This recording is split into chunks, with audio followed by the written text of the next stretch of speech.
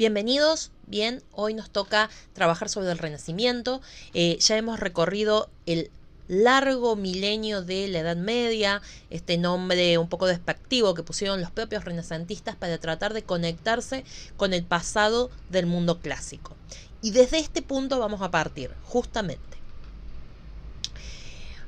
Cuando nosotros hablamos del Renacimiento, estamos hablando de un periodo que se va a dar para las historiografías tradicionales, por lo menos, entre el siglo XV y XVI. Cuando hablamos de este momento en la historia, es un momento que no surge de golpe, sino que progresivamente durante todo lo que vimos del gótico, se van produciendo una serie de cambios a nivel tanto social como económico y sobre todo creativo en nuestro caso, que van transformando la forma en que percibimos la sociedad, la forma en que se comporta esta sociedad, los valores de la sociedad y sobre todo la manera de pensar el mundo.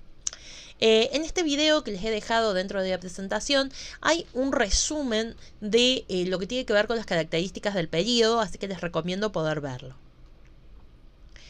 El arte renacentista va a ser justamente este estilo artístico que va a predominar a partir, para la mayoría nace en Italia. Para algunos autores nace en el norte de Europa, en la zona que se llama en este momento Flandes, actualmente les decimos Países Bajos u Holanda, y se va a extender por toda Europa. Es uno de los movimientos que más extendido logra a lo largo de todo el continente europeo, precisamente porque va a transformar y va a ser testigo de esa transformación del pensamiento. Cuando hablamos del gótico, estamos hablando todavía de un periodo en el cual la imagen tiene un altísimo componente religioso y sobre todo pedagógico, en donde vamos a ver que la importancia de las figuras va a estar basada en el tamaño, ¿sí?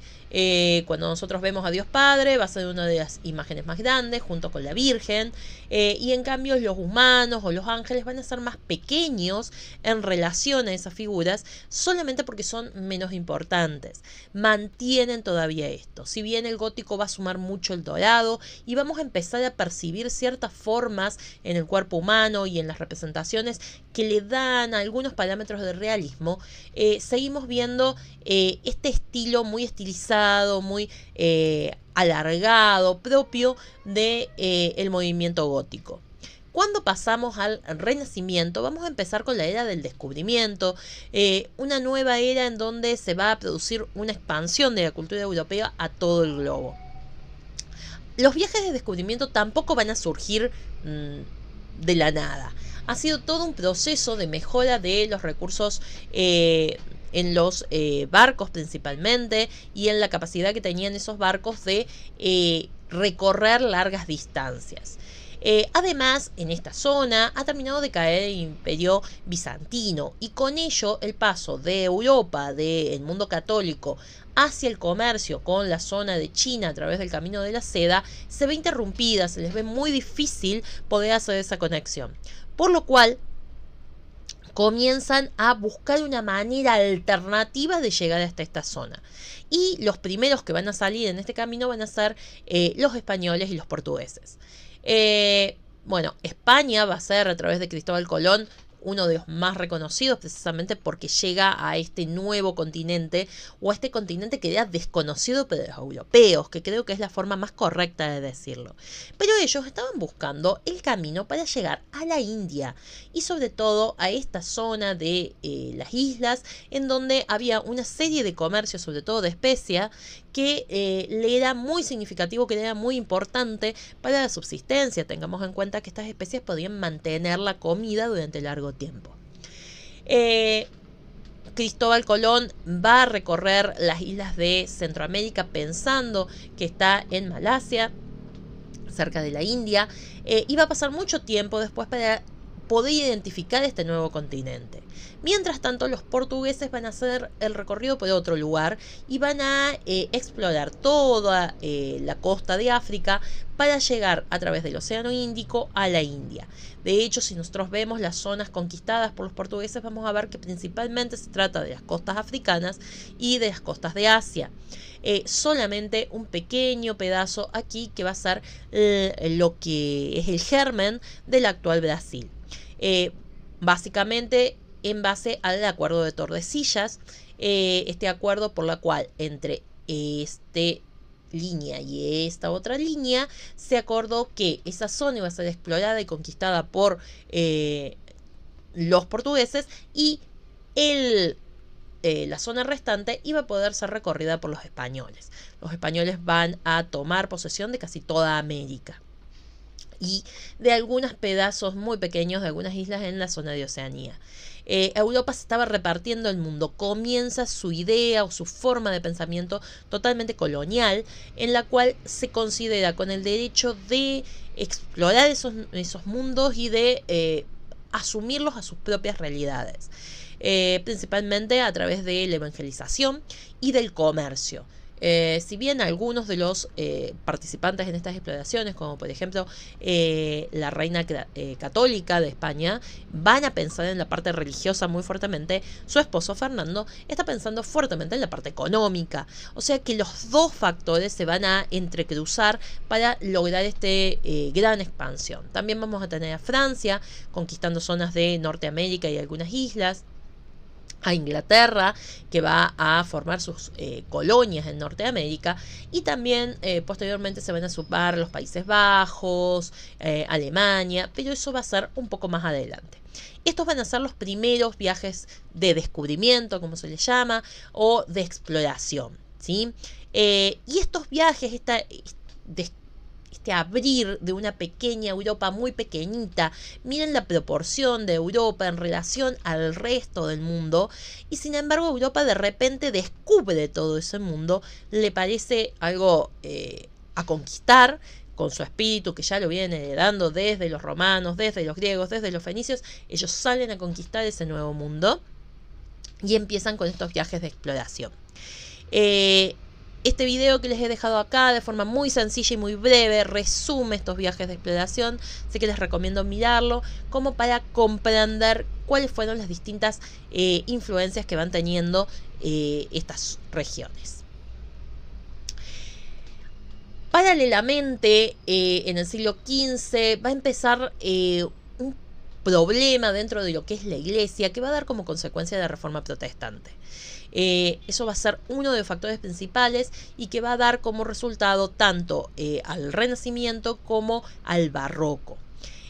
Otro de los factores importantes va a ser la introducción de la imprenta de tipos móviles, que si bien toma como base experiencias que se habían hecho en China y también en Asia, China con su complejidad en la forma de escribir, esta forma de imprenta no le permitía hacer rápidamente textos. En cambio, el sistema occidental, con sus letras, su abecedario limitado y una serie de tipografías que se podían ordenar y multiplicar hasta el infinito prácticamente la cantidad de textos que se producían, hizo realmente que la cultura se difundiera y sobre todo se abriera, saliera de los claustros específicamente religiosos que estaban durante la Edad Media.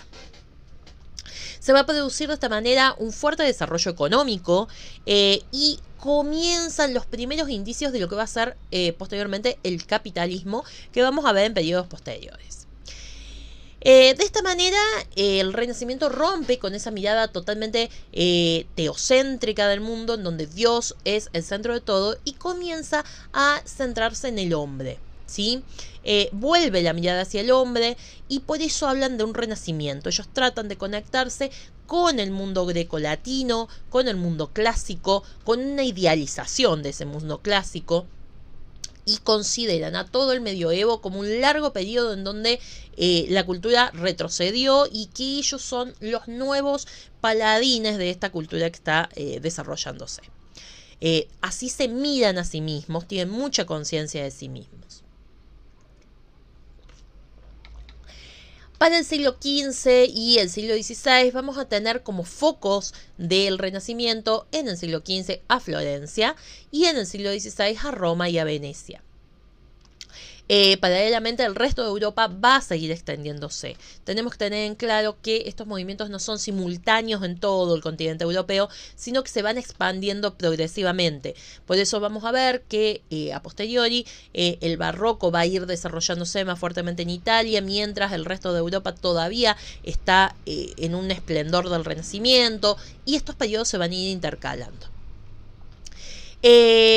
En el arte renacentista podemos hablar de dos momentos: un momento temprano en donde se empiezan a concebir los cambios estéticos que van a ser característica del Renacimiento, y un momento de plenitud de ese Renacimiento, que se expande principalmente durante el siglo XVI. Algo que caracteriza al Renacimiento es el surgimiento de los artistas genios, es decir, estos artistas que tienen nombre y apellido, que sabemos quiénes son, que se les paga por su trayectoria, que van a conseguir trabajo en base al trabajo que han realizado, y en donde tenemos estas figuras tan reconocidas como Leonardo, Miguel Ángel, Rafael, Donatello, todos estos artistas que de alguna forma cada uno en su área se va a especializar, pero sabiendo mucho de ciencia, de descubrimientos sobre cómo están funcionando las pinturas. Este va a ser otro de los factores que va a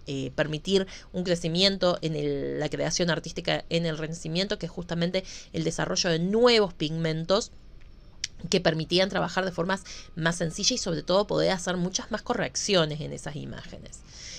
Vamos a tener artistas propios de arquitectura como Brunelleschi o Alberti, que van a desarrollar el estilo propio del Renacimiento. Algunos que se van a destacar en la escultura, como Ghiberti, Verrocchio, Donatello, o en la pintura, en donde tenemos este nombre, Fra Angelico, que lo vamos a retomar en un ratito, así que recuérdenlo, a Masaccio, a Botticelli, que van a darle las características propias de lo que llamamos Renacimiento. Les he dejado también estos materiales que resumen los acontecimientos históricos de cada uno de estos siglos, tanto del siglo XV como del siglo XVI, y de esa manera se pueden ubicar en lo que está pasando. Recuerden que ahora va a empezar a tener mucha fuerza lo que pasa también en otros continentes, afectando a Europa, ya que por los terrenos de otros continentes comienzan muchas guerras. En el siglo XVI vamos a tener nuevos nombres y nuevos centros culturales. No solo vamos a tener a Florencia, que se va a mantener, pero se va a expandir mucho a lo que es Roma y a lo que es Venecia, en donde vamos a tener un Tiziano, un Tintoretto, al Veronés. Lo vamos a tener a Leonardo, que ya va a pasar de uno a otro siglo con su nombre y ya en ese momento con mucha fama, otra característica propia del Renacimiento. Miguel Ángel, Rafael, con su pintura prácticamente fotorrealista. Aquí es donde les he dejado este videito que les permite resumir también un poco lo que pasa en el siglo XVI. Recordemos que en el siglo XVI ya vamos a tener esta separación de la iglesia, lo cual va a afectar mucho también en el tema de guerras, que se van a dar muchas guerras por religión. Ya los musulmanes están presentes en Europa al haber conquistado el Imperio Bizantino, entonces vamos a tener varios puntos de conflicto, ya sea las guerras contra los protestantes, la separación de la iglesia, en donde vamos a tener a los luteranos, a los calvinistas, a los anglicanos, o las guerras contra los musulmanes. Entonces los europeos se van a ver involucrados en un montón de movimientos históricos que van a ser muy significativos, y además de eso, esta expansión que están teniendo en sus terrenos a partir de las conquistas que van desarrollando en sus viajes de descubrimiento. Veamos ahora las características específicas del arte en el Renacimiento. Va a ser un arte que se va a concentrar en ser muy realista. ¿Por qué? Justamente esta progresiva separación desde la iglesia va a hacer que el hombre vuelva a centrarse en el hombre, en la preocupación por el hombre, en considerarse a sí mismo como alguien importante, al empezar a reflexionar por sí mismo los textos sagrados, por ejemplo. uno de los primeros textos que se va a popularizar a partir de la imprenta es la Biblia. El hombre empieza a reflexionar y a leer la Biblia no solo por sí mismo, sino en su propio idioma. Estas cosas van a hacer que empiece a ver que su importancia estaba a la par con ese Dios al que alaba. Está hecho a su imagen y semejanza y por lo tanto es importante preocuparse por sí mismo. Empieza poco a poco a cambiar esta imagen de el sufrimiento en la tierra para llegar a la gloria en el cielo a, bueno, en la tierra también podemos disfrutar. Eso hace que los artistas se preocupen en representar ese hombre lo más realista posible. A eso se suma la ciencia, que está en un momento de gran desarrollo, principalmente a partir de los aportes que van a llegar de los textos que han llegado de Bizancio, de los contactos económicos a través del comercio con otras regiones, de la conquista de la zona musulmana de España, que a partir de la reconquista española empiezan a circular muchos textos que había en esa zona sobre principalmente medicina.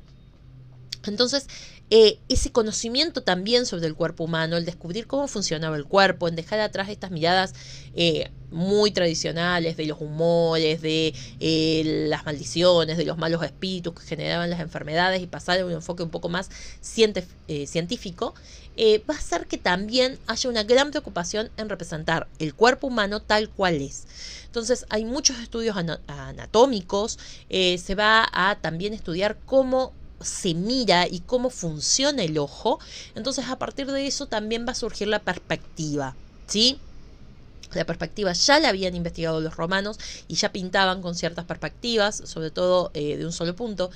Pero a partir de este redescubrimiento de todo eso, se va a tratar de pintar como mira el hombre, tratar de hacerlo lo más realista posible. Entonces la perspectiva va a ser una protagonista de las obras pictóricas de este periodo. Los temas religiosos ahora se van a empezar a mezclar con temas mitológicos, con mucho del mundo clásico, por ejemplo aquí el nacimiento de Venus, ¿sí? Con la naturaleza y con algunos temas cotidianos o profanos como personas, retratos. Justamente esta preocupación por el ser humano va a hacer que haya mucha preocupación por el retrato. Como les decía, la perspectiva va a ser una de las grandes preocupaciones de todos los creadores de esta época. Leonardo va a ser uno de ellos. La Última Cena es una de sus obras más importantes, en donde vemos esta perspectiva absolutamente centrada para que toda la atención vaya a la figura de Jesús. Y es la primera vez también que en estos cuadros o representaciones de la Última Cena ponen a todos los apóstoles desde el mismo costado. Entonces los vemos a todos de frente, formando pequeños grupos y respetando las proporciones en base a la sección áurea. Justamente la simetría y la armonía van a ser dos palabras clave del Renacimiento. Vamos a ver mucho equilibrio en sus composiciones. Fíjense aquí cómo se está utilizando el triángulo áureo, justamente con una forma totalmente simétrica y equilibrada, de forma de que los pesos de un lado y del otro se mantengan en un equilibrio armónico, ¿sí? Esto va a ser una característica muy importante que nos permita diferenciarlo del posterior movimiento, que es el barroco.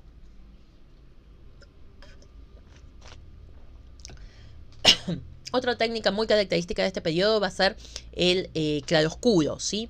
En el Renacimiento vamos a empezar a ver estas formas en donde, además del punto de fuga, vamos a lograr el volumen a través del claroscuro, y eso se va a agudizar más, se va a llevar a su extremo posteriormente en el barroco.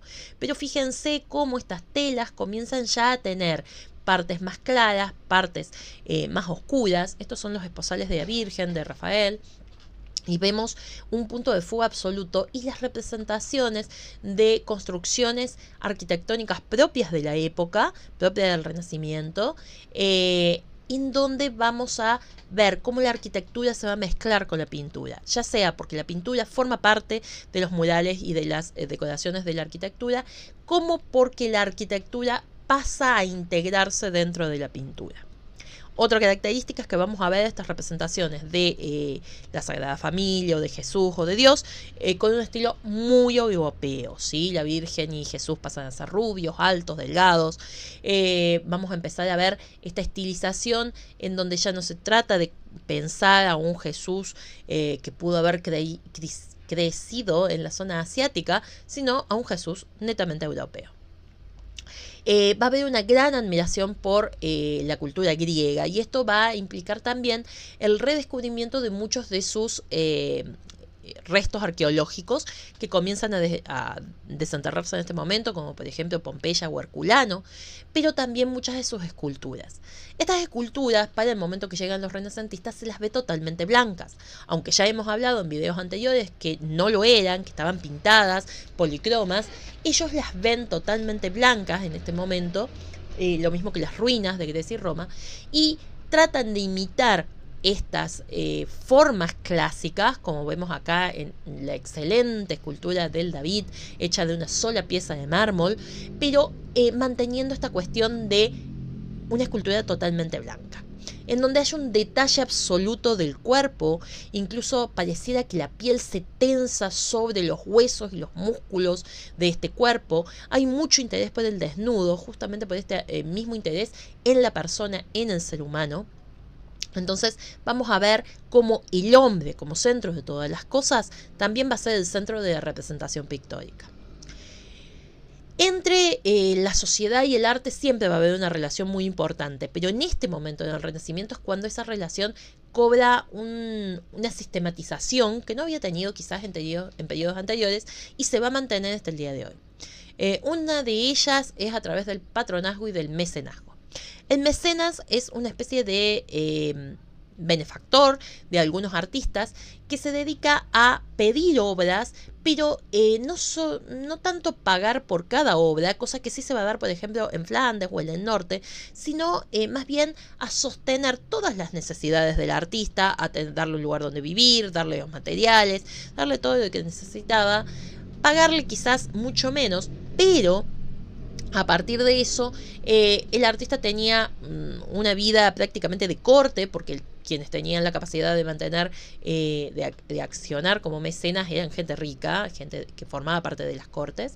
Entonces los artistas pasan a formar parte de ese mundo, siendo mantenidos de alguna forma por sus patronos o por sus benefactores de distinto tipo. Aquí van a surgir nombres como los Medici o los Borgia, que han sido los grandes padres de muchas obras renacentistas.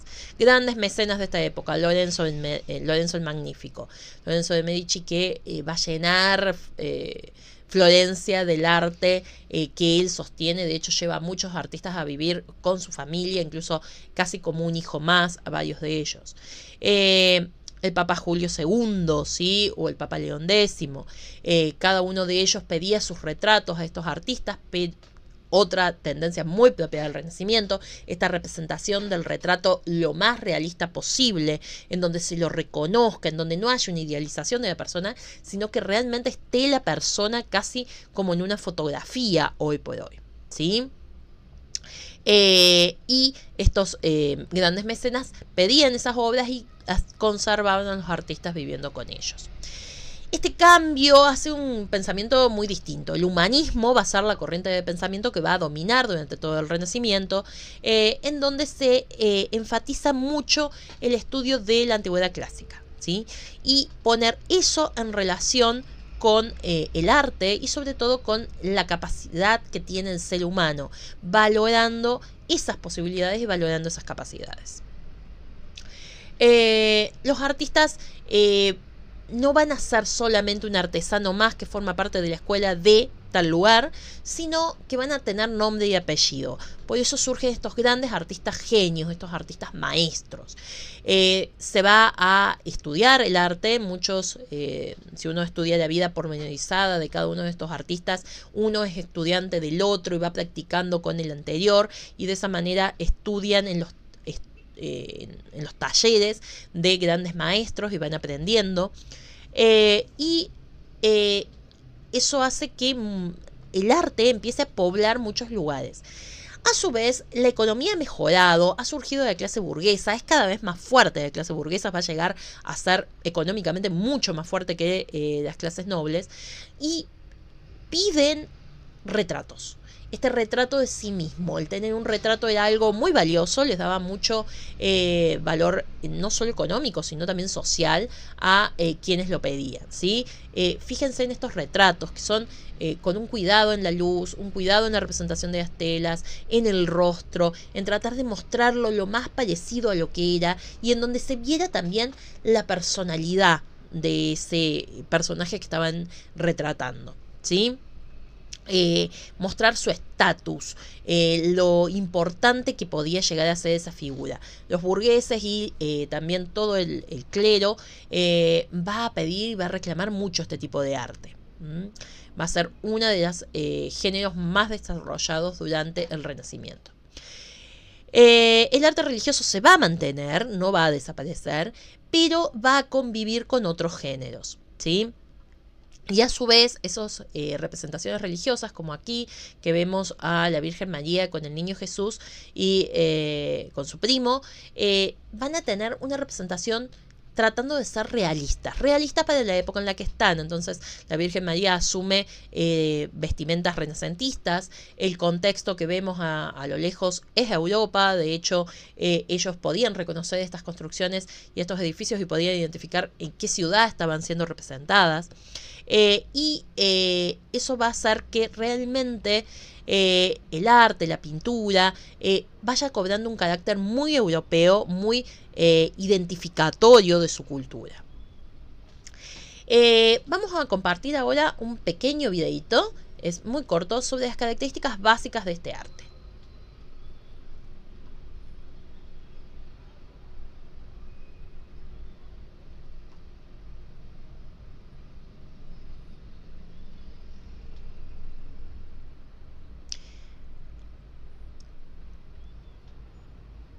Bien. Justamente este tipo de obras, esta es una de las más conocidas, vamos a ver la creación del hombre, ¿sí? En donde vamos a poder ver, a ver si lo acomodamos allí, las características del cuerpo humano, en donde van a cubrir toda la pared de la capilla, todo el techo de la Capilla Sixtina, y vamos a ver estas grandes murales en donde el cuerpo humano es representado con mucho detalle, ¿sí? En donde vamos a ver al hombre bello, atractivo. Lo mismo en las representaciones que se hacían de diversas situaciones. También, como les decía, se recogen algunas esculturas clásicas que son redescubiertas, como es este caso, y a partir de esos modelos se va a tratar de desarrollar el arte propio del Renacimiento.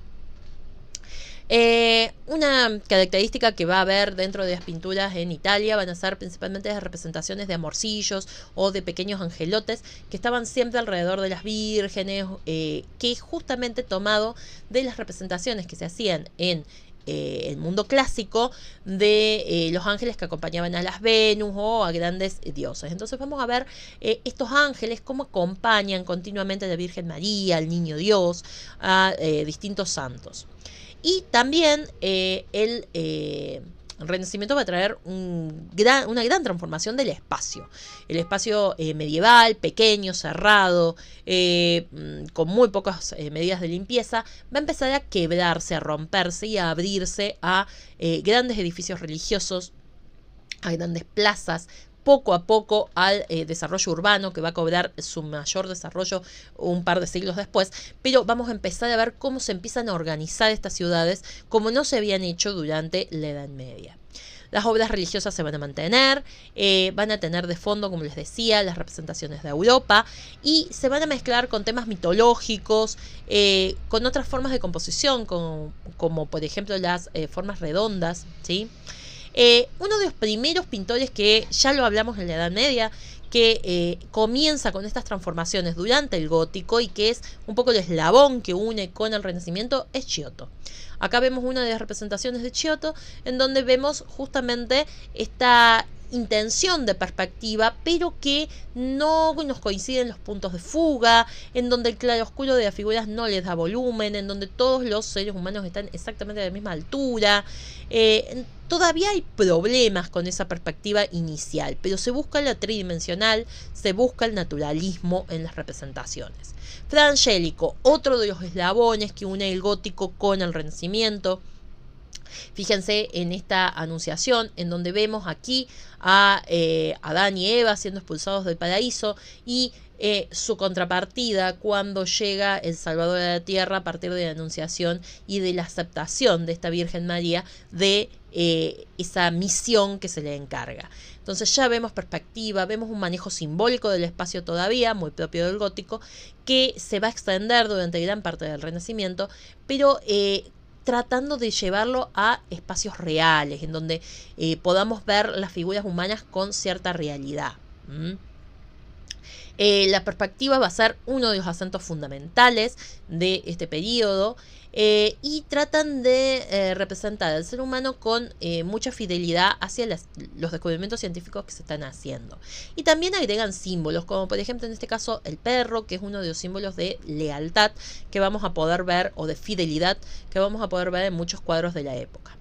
Les he dejado aquí otro material que habla específicamente sobre la pintura en el periodo. Es muy breve y les va a resumir algunas de estas características. Les recomiendo poder recorrerlo. Algunos de los pintores más importantes de la época, vamos a tener a Leonardo, ¿sí? Que se va a desarrollar no solo como pintor, sino como científico. Va a estudiar anatomía, va a estudiar física, va a estudiar óptica, va a estudiar la guerra, el desarrollo de aparatos de guerra, va a ser arquitecto, diseñador. Tenemos en realidad pocos cuadros que nos han heredado de Leonardo. Sin embargo, vemos primero lo magistral de su obra, con otra característica que vemos acá, el esfumato. ¿Sí? Esta técnica en la cual se pintaba con detalle los fondos, pero luego se empezaban a velar con pinturas nuevas, que en ese momento ya podían contar con ellas, que podían ser traslúcidas y dar esta sensación como de lejanía de los fondos. A pesar de que sean pocas sus obras pictóricas, ha dejado mucho trabajo de reflexión. Otra característica muy propia de los artistas de esta época, el reflexionar sobre su propia práctica. Leonardo va a dejar también algunos autorretratos y sobre todo una serie de libros que hoy se están tratando de recopilar, ya que fueron vendidos por partes, que eran sus cuadernos, donde él anotaba sus distintas investigaciones y las más diversas preocupaciones científicas que tenía. Otro artista de la época, Sandro Botticelli, con su Primavera. Fíjense que aquí tenemos un montón de elementos propios del clásico, ¿sí? Las representaciones de dioses, de los ángeles, de la creación de la primavera, de los temas míticos propios del mundo clásico.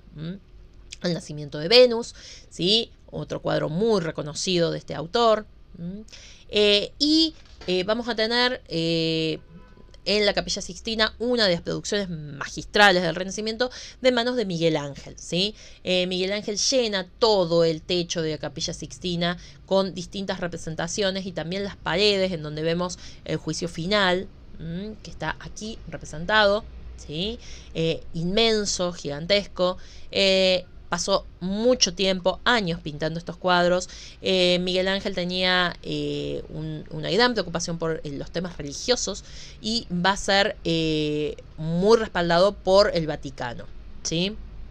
Entre el material que les he dejado enlaces a recorridos tridimensionales de la Capilla Sixtina, que les recomiendo explorar con detalle cada uno de los cuadros porque realmente son magistrales.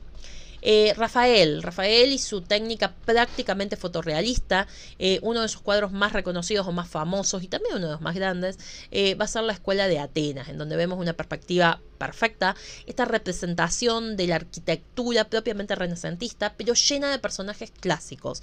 Tenemos acá a Platón y Aristóteles en primer término y después toda una serie de representaciones de distintos filósofos de la época clásica, cada uno en base a sus preocupaciones, como Diógenes con su pobreza extrema, las preocupaciones matemáticas o las preocupaciones de las formas de la tierra, ¿sí?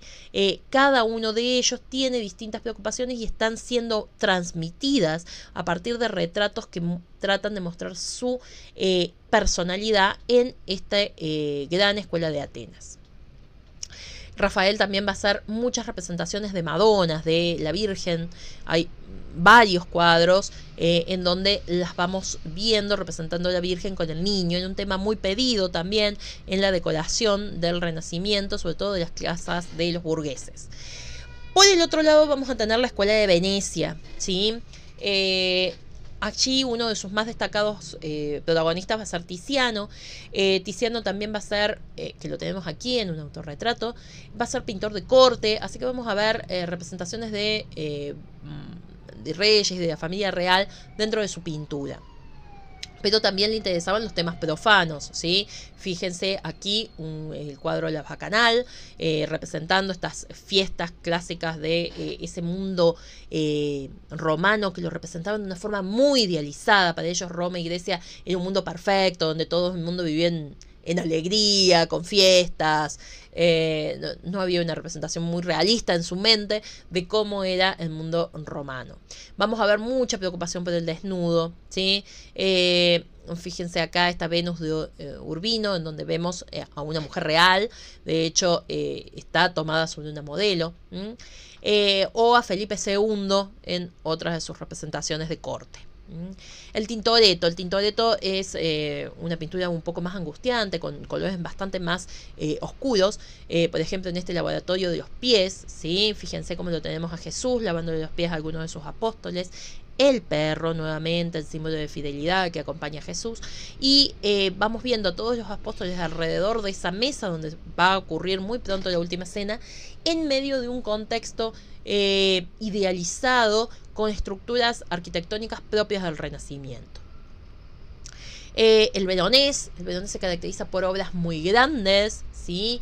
De varios metros, en donde hay muchísimas cosas pasando a la vez. Por ejemplo, aquí en las bodas de Canaá, en donde vemos a Jesús aquí al centro, siendo la figura más destacada, principalmente por la perspectiva, pero están pasando muchas cosas alrededor, ¿sí? Se van quedando sin vino, la gente que entra a esa fiesta, todo lo que va pasando. Cristo con los doctores, en este caso, ¿sí? En donde también vemos muchas situaciones al mismo tiempo. El cuadro representa, es otra característica que va a tener el Renacimiento, representar varias cosas a la vez. Durero. A Durero lo vamos a conocer mucho porque hizo muchos autorretratos a lo largo de toda su vida, y vamos a ver esta representación de sí mismo tratando de transmitir su personalidad, ¿sí? Pero también va a trabajar con otros temas. Fue beneficiado mucho por la iglesia, y hay representaciones de Adán y Eva, de los apóstoles, ¿sí? Hay muchas obras de él que son realmente muy significativas. A partir de todo esto, Italia va a ir desarrollándose, la actual Italia. Recordemos y aclaremos que en este momento Italia está dividida en reinos y que cada reino tiene sus características. Por eso esta competencia entre Florencia, entre Venecia, entre el Vaticano, por tener los mejores artistas, por tener las mejores arquitecturas, las mejores iglesias, los mejores palacios, para ser más importante que el otro, ¿sí? Y en medio de todo esto, esta competencia va haciendo que la tendencia del equilibrio, de lo muy refinado, de lo muy armónico, propio del Renacimiento puro, empiece a crecer, a extenderse y a deformarse. Y vamos a llegar a lo que se llama el manierismo. El manierismo, yo les he dejado aquí un pequeño video que resume, ya que por una cuestión de tiempo no lo vamos a recorrer por completo, que resume algunas de sus características. Es un movimiento propiamente italiano, pero que van a ver que tiene una serie de características en donde comienza a hacer la transición hacia el barroco, en donde esto se va a estilizar. Vamos a ver en un ratito más detalles sobre esto. Ahora centrémonos en la arquitectura del Renacimiento. Les he dejado también acá dos videos que tienen una preocupación específica en la arquitectura y que va a recorrer muchas de las producciones arquitectónicas y de los arquitectos propios de cada siglo del Renacimiento. Bien, así. Sigue siendo la gran preocupación de este momento el equilibrio, la proporción, ¿sí? Entonces, este equilibrio clásico, ¿sí? Fíjense aquí el frente de la iglesia, cómo está diseñado en base a proporciones áureas. Todo tiene una serie de proporciones áureas, ya sea en los triángulos, en los rectángulos, en las formas curvas, que tratan de buscar esa armonía perfecta que tenían muy propia del mundo grecolatino, y a eso le van a agregar sus propios acentos en cada zona. Uno de los órdenes propios clásicos griegos, ¿sí? Que ya los hemos estudiado, se va a sumar la columna salomónica, ¿sí? Esta columna que va a tener todo un fuste con formas y volutas que la hacen un poco distinta a las columnas tradicionales, pero la mezcla de órdenes va a ser muy propia de esta época. Otra característica de las construcciones renacentistas es el domo. El último domo que se había hecho había sido la iglesia de Santa Sofía en Constantinopla en pleno mundo romano. Se había perdido el conocimiento de cómo desarrollarla. Y cuando se construye en Florencia la iglesia, querían terminarla con una cúpula. Y para esa cúpula no sabían cómo hacerlo hasta que Brunelleschi va a recuperar mucho del conocimiento a partir de su estudio de las ruinas romanas y va a desarrollar esta cúpula. De allí fue el puntapié inicial y prácticamente todas las construcciones renacentistas en algún punto tenían alguna cúpula o más de una. ¿Sí? Cúpulas cada vez más grandes, herencia que Europa tiene hasta el día de hoy y que ha traído mucho a América, principalmente a Buenos Aires, que está lleno de cúpulas de este estilo que recuerdan al mundo renacentista. Los arquitectos van a utilizar mucho la proporción, el equilibrio, ¿sí? Aquí tenemos la cúpula de Florencia de la que les hablaba, esta primera cúpula, en donde arriba también tenemos esta torre que permite el ingreso de luz, ¿sí? Algo que se va a ir repitiendo en los demás. Se van a tomar muchos formatos como el formato redondo en las construcciones del mundo clásico y se lo va a traer y actualizar en pleno Renacimiento. Y van a surgir también un carácter que va a llevar este tipo de construcción también a las construcciones privadas, ¿sí? Entonces, no solo vamos a tener construcciones de iglesias, sino también del mundo privado. Es decir, los burgueses principalmente. Pero eso hace que los burgueses quieran vivir en una ciudad renacentista. Y esta ciudad renacentista implicaba cambiar la estructura de la ciudad medieval, muy pequeña, con calles muy angostas, muy cerradas, y que se empiece a abrir, ¿sí? A ese modelo caótico propio del medioevo de las ciudades. Van a empezar a ser ciudades cada vez más organizadas, con plazas centrales, donde se distribuyen las iglesias y los principales edificios públicos, donde haya calles amplias, donde puedan estar estos palacetes de los burgueses. Se van a expandir mucho las ciudades italianas, las ciudades-estados italianas, y su modelo va a ser tomado en distintas ciudades del resto de Europa. La perspectiva va a ser parte de la construcción arquitectónica, en donde vamos a ver cómo los puntos de fuga se marcan y se acentúan para dar esa sensación todavía de mayor imposición de las construcciones, cada vez más grandes y más imponentes. Se van a tomar modelos clásicos, obviamente las columnas, los frontones, pero también las esculturas para la decoración alta de los edificios públicos, principalmente, pero también de algunos edificios privados. Y en la arquitectura religiosa es donde más se va a destacar estos modelos clásicos. Acá vemos la cúpula de Florencia, de Santa María de Fiori, desde fuera, pero también desde dentro. Estas cúpulas van a estar rodeadas por óculos que van a permitir el ingreso de la luz y a su vez también que se pueda ver la decoración que tienen las cúpulas, que va a ser profusa, va a ser inmensa, ¿sí? Mucha decoración en los techos, tratando de trabajar estas tendencias.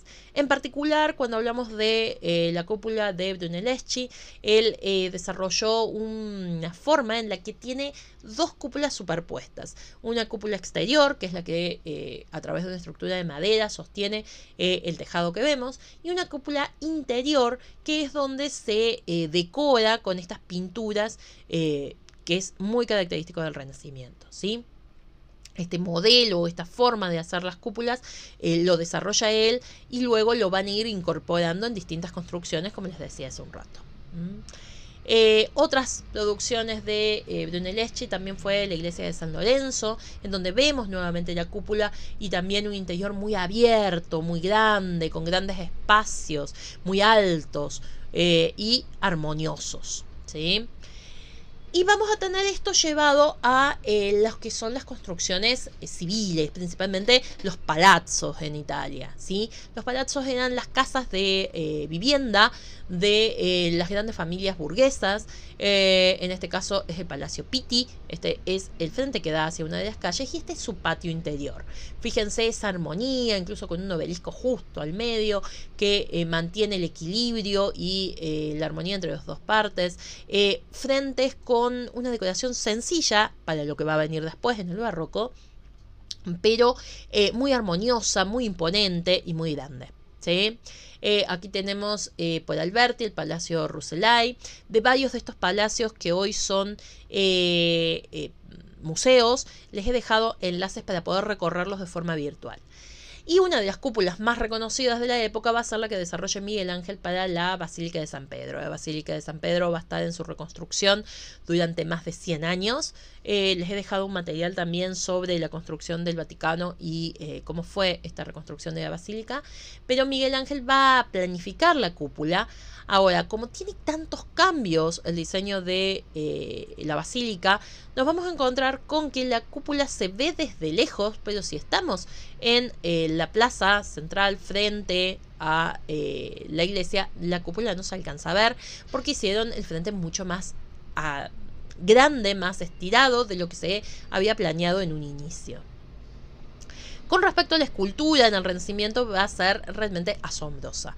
El realismo de las esculturas es increíble. Les he dejado también aquí un material que resume un poco estas características. Vamos a ver algunas de ellas ahora. Las esculturas trataban de hacer que el mármol cobrara vida, que tuviera realmente carne y huesos en sus representaciones. También va a haber representaciones que tienen que ver con lo ecuestre y va a haber muchas representaciones en bronce. Por lo general son representaciones a personas reales, ¿sí? Basados principalmente en los hallazgos arqueológicos de distintas esculturas de la antigüedad clásica. Nuevamente el David, fíjense ese rostro, esa expresión. Se trabaja mucho con el desnudo, tratando de lograr ese realismo anatómico del que hablábamos. Las dimensiones van a ser bastante grandes de la mayoría de estas esculturas y van a tratar de generar espacios escenográficos, como es el caso de esta fuente. Fíjense que va a tener aquí estas figuras que van a salir como de la piedra. Esto es una tendencia que va a formar parte también después muy claramente del manierismo sobre el final del Renacimiento. Y construye toda una escena en donde salen estos caballos del agua y estos dioses que construyan lo escenográfico, muy propio de esta época y que se va a remarcar mucho más en el barroco.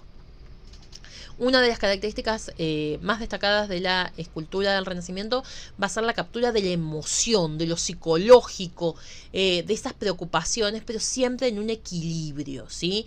El ejemplo más acabado de ello, y quizás de todo el Renacimiento, es la Piedad, ¿sí? Esta Piedad de Miguel Ángel, hecha también en una sola pieza de mármol, en donde vemos el cuerpo de Jesús prácticamente como si tuviera esa carne, esos huesos quebrados, esas heridas, y el rostro de destrucción anímica que tiene la Virgen, pero a su vez un equilibrio moral muy grande. Y algo que van a tomar mucho de la última etapa de las representaciones romanas, y es las representaciones de las telas, los pliegos de las telas.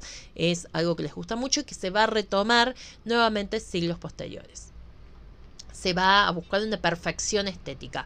Todo va a estar en cada detalle, en cada equilibrio, en cómo sostenemos la mirada, en lograr que los rasgos de esa escultura sean realmente armónicos, equilibrados y que remitan mucho a la perfección que se buscaba, ¿sí?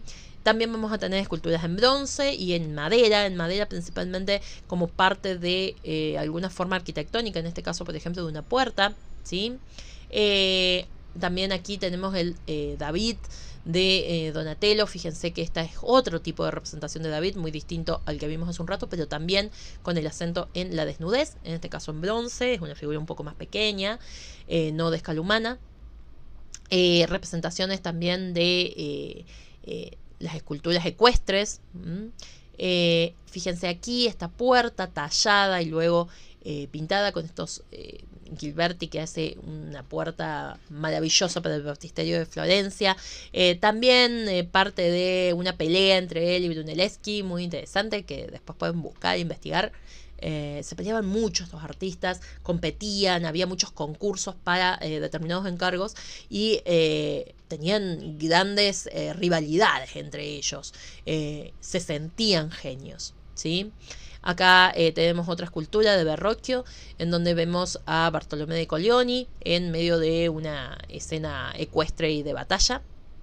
Miguel Ángel tiene muchísimas esculturas y cada una de ellas un poco mejor que la anterior. Lo vemos aquí, Moisés representado con una figura muy parecida a lo que va a ser, lo que fue, mejor dicho, las representaciones de los dioses griegos, ¿sí? Incluso hasta con estos cuernos típicos de representaciones de los dioses. Miguel Ángel realmente va a representar lo mejor de la escultura de la época. Fíjense aquí en este Baco ebrio, en donde lo vemos al dios Baco, pero vemos hasta su expresión de que ha tomado demasiado ya a esa altura. La expresividad que tiene es única, realmente Miguel Ángel se caracteriza por tratar de dotar a todas sus obras de una narrativa. Fíjense acá este Moisés, que forma parte de toda esta sección escultórica, muy teatral, como les decía hace un rato, en donde cada uno de ellos tiene una dirección de mirada, está pensado para ello. Algunas conclusiones que podemos sacar del Renacimiento. Bueno, el Renacimiento transformó la percepción que tenemos del ser humano, nos legó muchísimo a la forma de ser que tenemos los occidentales hoy, retomó ese mundo clásico y lo leyó de una forma que aún hoy se mantienen esas lecturas de un mundo idealizado, de un mundo perfecto, de ese pasado perfecto, y también innovó muchísimo desde lo técnico, ya sea en lo científico a través de distintos pigmentos que eran nuevos y que tenían mejores desarrollos, en lo arquitectónico, en la forma de construir, en la forma de manejar el mármol. Tuvo muchísimos desarrollos tecnológicos que permitieron un gran desarrollo del arte, pero que hizo también que el desarrollo de la ciencia y el arte empezaran a hermanarse.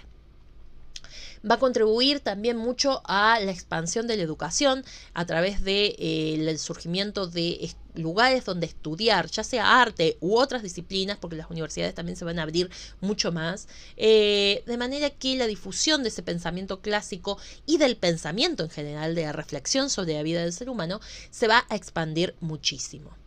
El arte renacentista no solo es una manifestación estética, sino también una manifestación propia de la época. Los artistas van a ser protagonistas de esta época y se va a mantener durante mucho tiempo esta función del arte muy fuerte para remarcar y para acentuar el poder económico y cultural de cada uno de los lugares. Sobre el final del Renacimiento, algunos lo ponen como parte del Renacimiento, otros lo separan. Vamos a ver, como les decía hace un rato, que en principalmente Italia, mucho del arte va a tener cada vez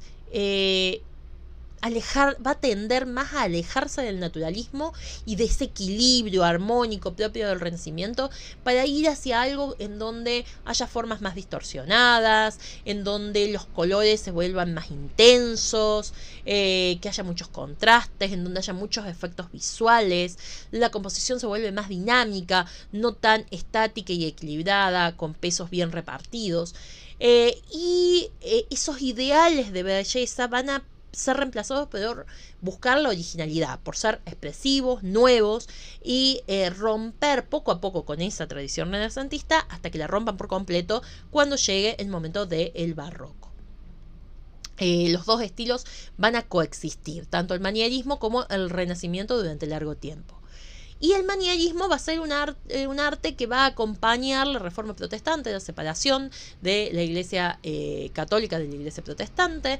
Va a haber una época de mucha inestabilidad política, con muchas guerras que van a afectar a gran parte de Europa, principalmente religiosas, y estos cambios en cómo se consideraba al hombre como protagonista de esa reflexión social.